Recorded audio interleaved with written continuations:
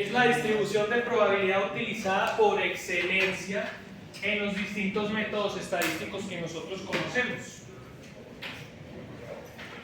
Principalmente porque dentro de la fórmula, que es lo que nosotros tenemos por aquí, muy bonito, tenemos una forma de distribución que nos enlaza la media con la varianza de manera directa. Esta es la fórmula, esto no vamos a trabajar con esto propiamente, ¿ok? Para eso está la tabla. Por cierto, yo les mandé a todos la tabla de la distribución normal al correo. Les mandé una tabla. Una cosa toda grande. Una cosa, les mandé, ni siquiera... ¿Solo por imprimir o qué? Sí, imprímalo. Ah. El día del parcial la trae. Ah. Porque con esto sí vamos a trabajar, pero todos llegaron a ver esto al correo.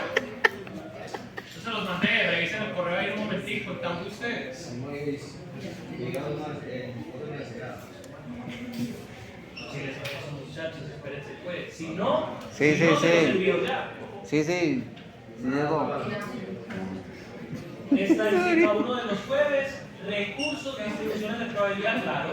Les mandé estos dos modulitos para que ustedes reforzaran tipos de distribución y les mandé esta tabla de acá, la que ahorita les tengo abierta. Pero bueno chicos, ¿qué es lo que pasa con la distribución normal? La distribución normal es una función de distribución continua.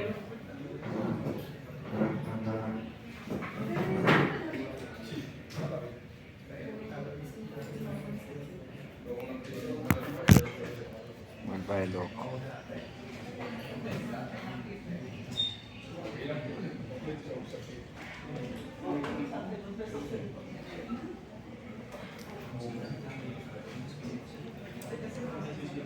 Última clase que escribí en el tablero, muchachos.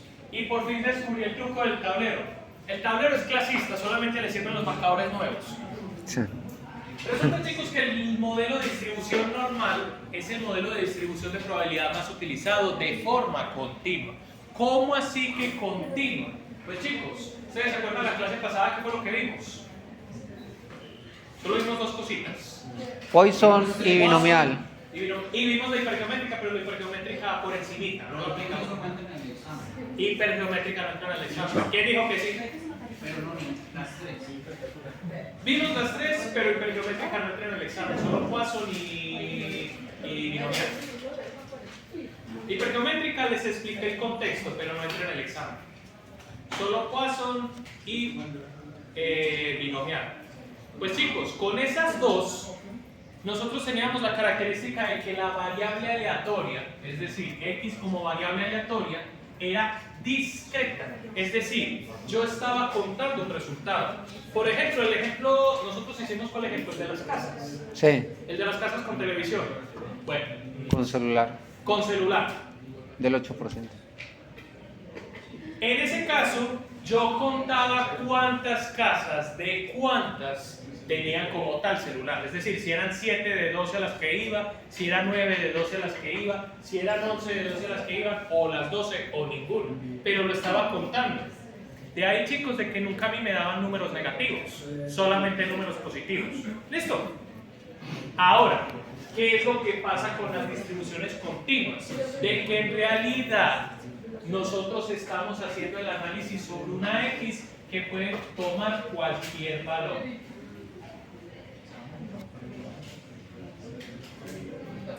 Es decir, puede ser un caso en el cual yo no necesite contar muchachos, sino que en su lugar yo pueda medir, yo pueda estimar, yo pueda derivar, integrar lo que se me ocurriese, pero que me diera una variable continua. Por ejemplo, que x como variable fuera la altura de todos en este salón.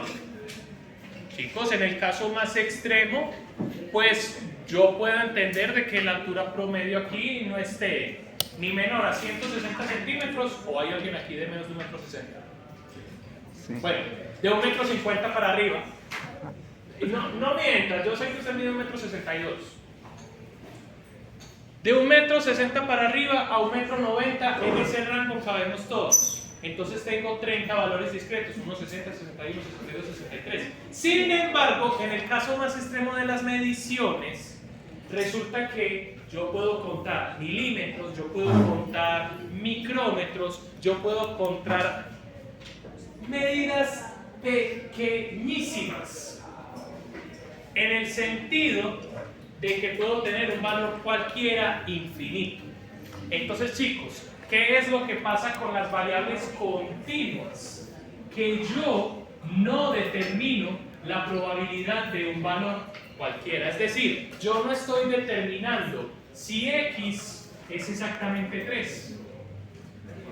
Con las funciones continuas, con las distribuciones continuas, muchachos, yo ya no estoy contando valores, yo ya no estoy diciendo específicamente cuál es la probabilidad que tenga este valor. Entonces, Lo que voy a hacer es determinar la probabilidad de que mi variable continua esté entre un valor mínimo y un valor máximo. ¿qué? Voy a determinar intervalos. Y de ese intervalo yo voy a determinar la probabilidad. Por ejemplo, si estamos trabajando con las alturas de todos, ¿cuál sería la probabilidad de que una persona mida entre 1,60 m y 1,90 m? Ya me casé con el ejemplo. Resulta, en un caso más hipotético incluso, de determinar cuáles son las personas que estén entre 1,70 m y 1,80 m, un ejemplo. Vamos a tener personas que estén fuera de este margen, por abajo y por encima, pero vamos a tener también personas que estén en este margen. 80%. Lo que hace una función de distribución continua es determinar la probabilidad, muchachos, de que estén dentro de ese margen. No que tenga exactamente un valor. Esa es la diferencia entre las distribuciones discretas y las distribuciones continuas. ¿Queda clara esa idea, muchachos? ¿Alguna duda del momento? ¿Todo en orden? Bien. Ahora, la probabilidad normal es la que a nosotros nos permite trabajar con más holgura. Resulta que la distribución normal viene dada por esa ecuación que ustedes están viendo. Pero en realidad esta no es la probabilidad exactamente. Esa función que ustedes están viendo, que yo también puedo reescribir como f de x, es igual a 1 sobre la desviación estándar por 2pi, perdón, raíz de 2pi.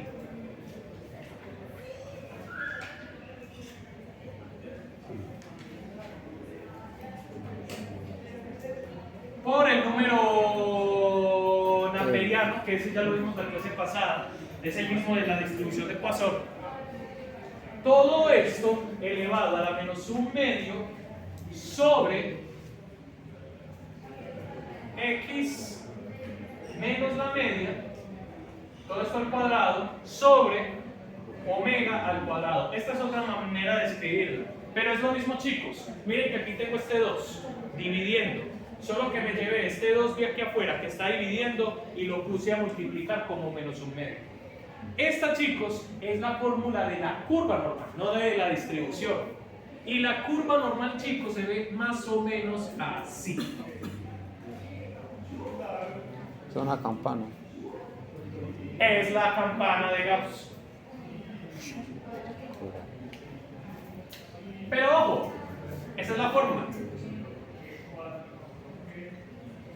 La forma que tiene la curva normal, que es esa que ustedes tienen ahí, se llama campana de Gauss. Se las anoto por acá para que nunca se les olvide. O sea que si no está bien, no es una campana.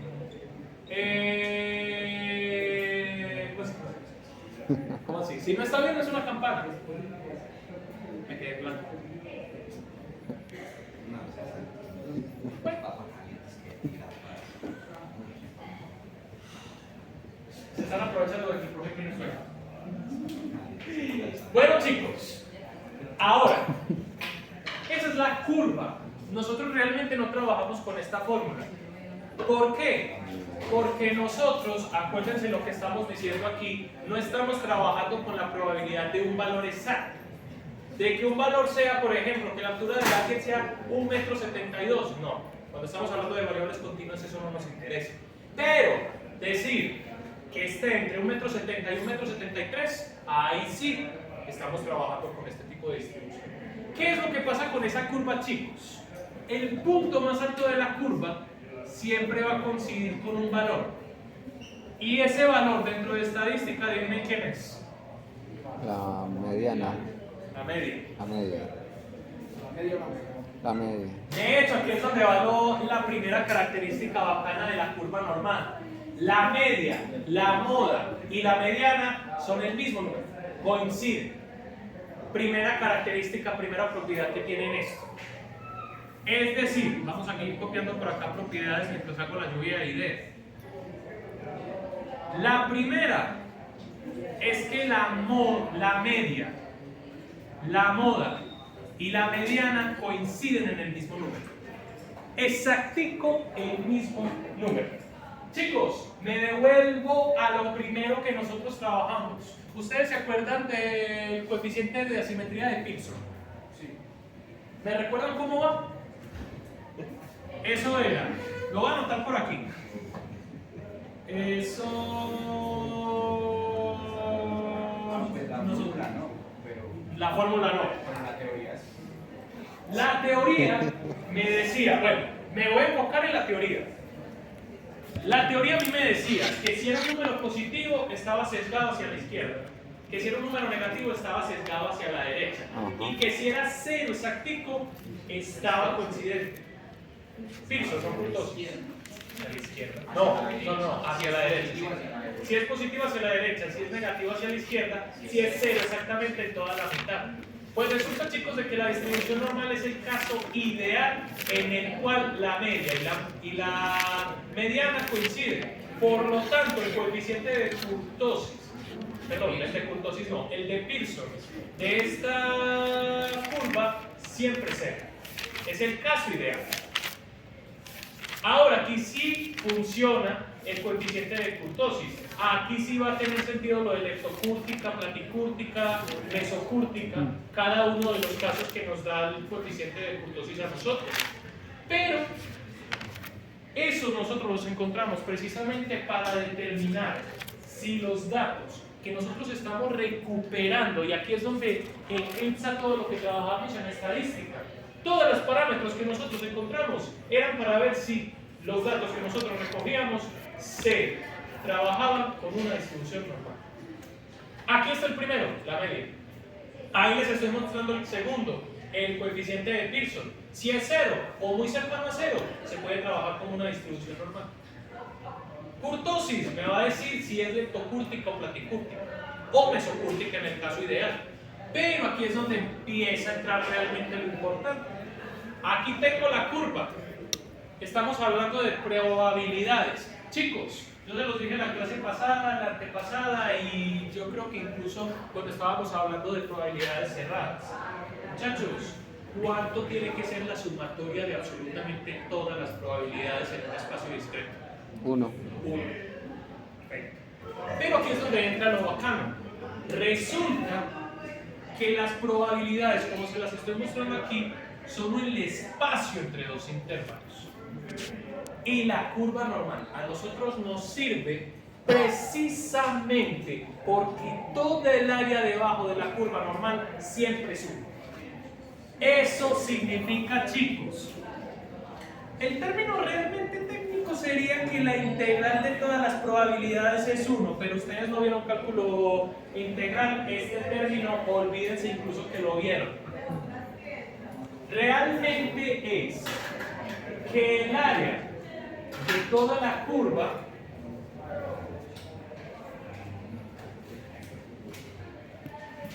es 1. Por lo tanto, la sumatoria de todas las probabilidades son 1. De ahí que esta curva a mí me sirva para expresar cualquier probabilidad. Ahora, aquí es donde empieza algo todavía más bacano, que es, listo, ya hablamos de Pearson, porque hablamos de la mediana y la moda. Ya hablamos de kurtosis, pues listo, aplanado o subido. Eso depende precisamente de cómo queda la forma normal. Pero ¿qué pasa con la desviación estándar, muchachos? Todavía no le he mencionado. Resulta, muchachos, de que todas las curvas normales tienen una característica muy bacana. Y es que si yo voy a tomar absolutamente todos los datos a una desviación estándar de distancia de la medida, voy a poner la mu por acá arribita para que no se me pierda ahora que lo voy a poner. Si resulta que yo mido hacia la izquierda una desviación estándar y hacia la derecha una desviación estándar, este espacio que está debajo de la curva representa al 68% de los datos. Eso es lo que nosotros conocemos como la regla empírica de la normal.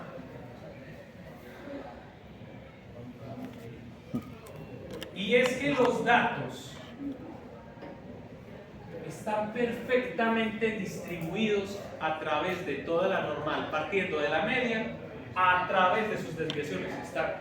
Ahí está la primera, que la probabilidad de que un dato esté entre una desviación estándar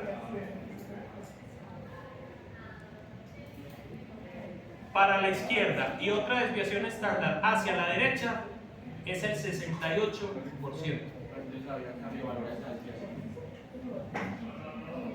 Como tal, siempre con ejercicios de la distribución normal, vienen con los valores, los dos básicos, media y la desviación estándar.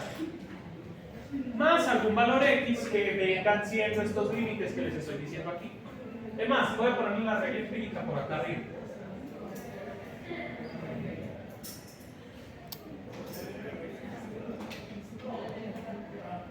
O sea, la probabilidad de que esté entre menos la desviación estándar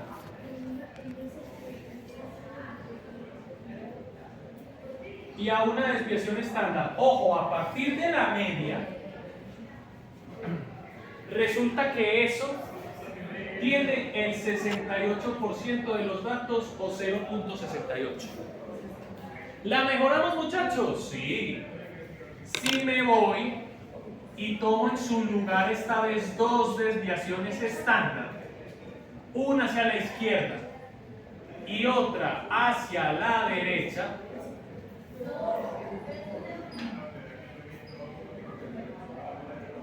resulta, chicos,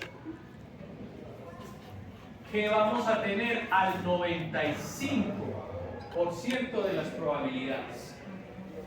O sea, se los pongo en palabras. Si la media de un caso dado fuera 15 y la desviación estándar fuera 5, pues la probabilidad de que un dato esté entre 10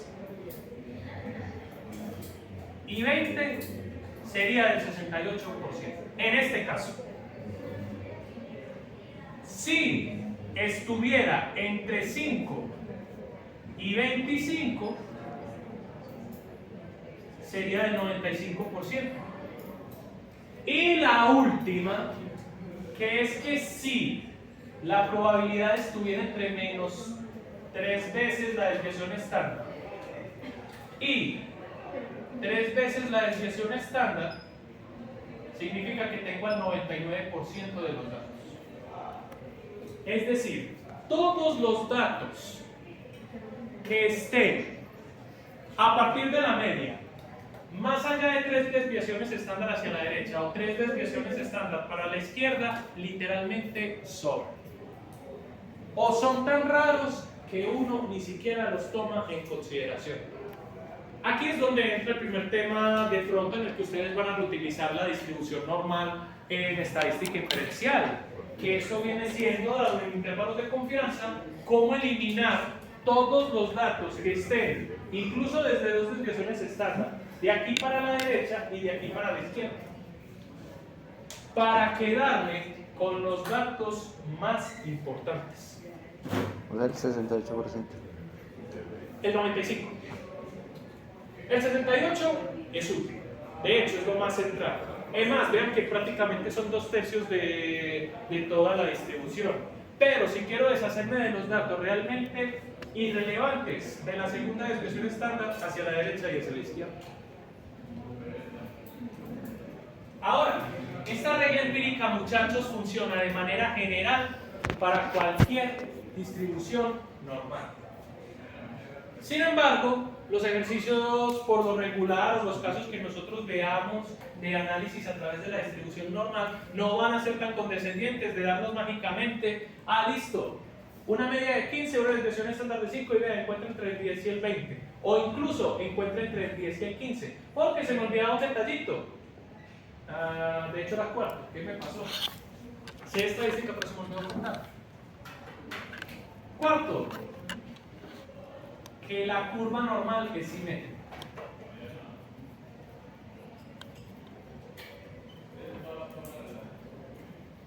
Esto significa, muchachos, que todas las probabilidades de la media a la izquierda hasta infinito equivalen a 0.5.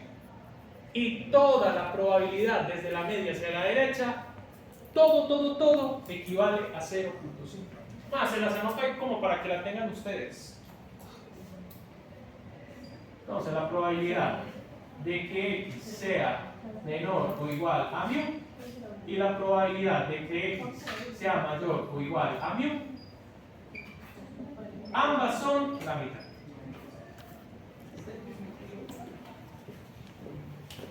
Y mejor todavía, como es simétrica, significa que yo incluso a la regla empírica estándar que tengo ahí de 68, 95, 99, también la puedo dividir a la mitad. O sea, si yo necesito encontrar la probabilidad entre la media y la primera desviación estándar hacia la derecha, es lo mismo que tomar este valor, este 68%, y partirlo a la mitad. La probabilidad entre la media y esta desviación es del 34%. ¿De qué se van dando cuenta, chicos? O sea que si yo cojo un medio de la desviación estándar hacia la izquierda y hacia la derecha, tendría el 34%. No, ahí sí pasa algo, y es que la regla empírica solamente funciona con desviaciones estándar enteras. Porque si tú te fijas, no es lo mismo la probabilidad que está entre la media y la primera desviación estándar a la que hay entre la primera desviación estándar y la segunda desviación estándar. Porque tú miras y dices, listo, son estas dos divididas a la mitad. La probabilidad de que esté entre la media y la primera desviación estándar es 34, la que está entre la media y la segunda es 95 entre 2, dejémoslo por ahí en 42. 42 menos 34 me da 8%, es decir, solamente hay un 8% entre la primera desviación estándar y la segunda. Porque aquí es donde pasa algo, esta curva no es perfectamente lineal, no es un triángulo. Como es una curva que viene definida de hecho por el propio número naperiano, y como una potencia del mismo, tiene esta forma rara de campana. Pero aquí es donde empieza la gracia, chicos. Bueno, les muestro ahí por encima un poquito del libro. Miren por acá, esta viene siendo la curva normal. Y aquí es donde empieza lo bacano, que es que aunque un término, o bueno, aunque distintos estudios hayan resultado en la misma media, si la desviación estándar cambia, el comportamiento de la curva se centra más en el medio o se vuelve más plana. Que esto es lo que me dice precisamente el coeficiente de kurtosis. Sin embargo, aquí es donde pasa algo muy teso. Bueno, aquí tengo toda la teoría, yo creo que ya terminé. Simétrica, regla empírica, el área total es 1, propiedades de que la media es igual a la moda y a la mediana, cómo funcionan las desviaciones estándar. ¿Qué es lo que sucede, chicos? Siempre no nos va a dar los mismos valores de desviación estándar o de media si estamos trabajando sobre una curva normal. La curva normal, chicos, sí resultó que el coeficiente de Pearson es 0, cercano a 0, y indiferente de lo que a mí me dé la kurtosis, muchachos, nos puede decidir una distribución normal cualquiera, pero resulta y acontece de que pueden ser curvas distintas, como lo vieron ahorita. Entonces, ¿cómo es que uno trabaja realmente una distribución normal? Por medio de una normalización. Una normalización consta en nosotros poder dejar cualquier valor de manera unitaria, es decir, de un valor universal. En este caso, la curva normal, indiferente de las que sea, va a tener la probabilidad distribuida de la misma manera, indiferente de su distribución normal, perdón, de su desviación estándar, e indiferente de su media. Siempre van a estar las probabilidades distribuidas de la misma manera. Esta regla se va a seguir aplicando. Y la probabilidad de entre cualquier valor X y la media, esta área de aquí, que va a ser lo que nosotros vamos a buscar dentro de las probabilidades continuas y específicamente dentro de la normal, siempre va a ser aproximadamente la misma. Entonces, chicos, ¿qué es lo que uno hace aquí?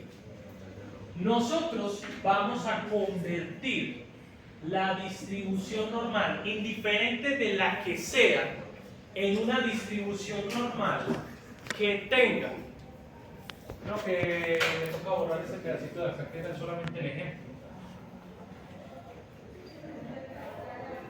Ay, Dios,